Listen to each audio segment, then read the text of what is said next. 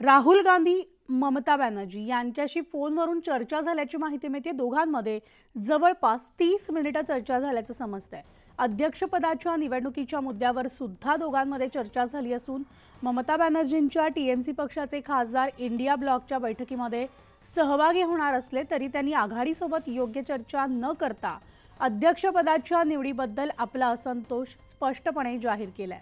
सूत्रांनी दिलेल्या माहितीनुसार राहुल गांधी यांनी के सुरेश यांच्या उमेदवारीबाबत यापूर्वी माहिती न दिल्याबद्दल ममता बॅनर्जींची माफी मागितली आहे आणि त्यानंतर टीएमसीने त्यांच्या 2 वरिष्ठ नेत्यांना इंडिया ब्लॉक मीटिंगसाठी पाठवण्याचं मान्य केलंय।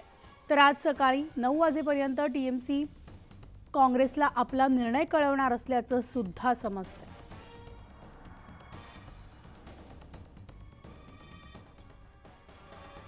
आणि याविषयीचे अपडेट जाणून घेऊयात। आमचे नवी दिल्लीहून प्रतिनिधी प्रशांत लीला रामदास आपल्या सोबत आहेत। Prashant, good morning.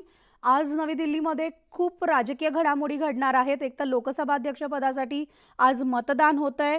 ओम बिर्ला आणि के सुरेश यांच्यात ही लढत आहे, त्यामुळे या लढतीकडे लक्ष आहे। दोन्ही काँग्रेसकडनं भाजपकडनं व्हीप सुद्धा जारी केलाय। काय सविस्तर अपडेट्स? आणि दुसरे ममता बॅनर्जी आणि राहुल गांधींचं फोनवरून झालेलं संभाषण।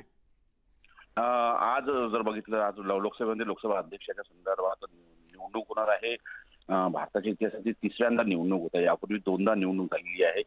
आज जर बघितलं, ओम बिर्ला आणि सोबतच के सुरेश या 2 उमेदवारांमध्ये लोकसभा अध्यक्षासाठी निवडणूक होणार आहे। यामध्ये अजूनही विरोधी पक्षांची भूमिका आहे। जर उपाध्यक्षाचं पद हे जाहीरपणे विरोधी पक्षाला देण्याची घोषणा जर सत्ताधारी पक्ष म्हणजे भारतीय जनता पक्षाच्या नेतृत्वाची सरकारने केली तर आम्ही निश्चितपणे आमचा उमेदवार वापस घेऊ, अशा प्रकारची भूमिका विरोधी पक्षांनी घेतलेली आहे।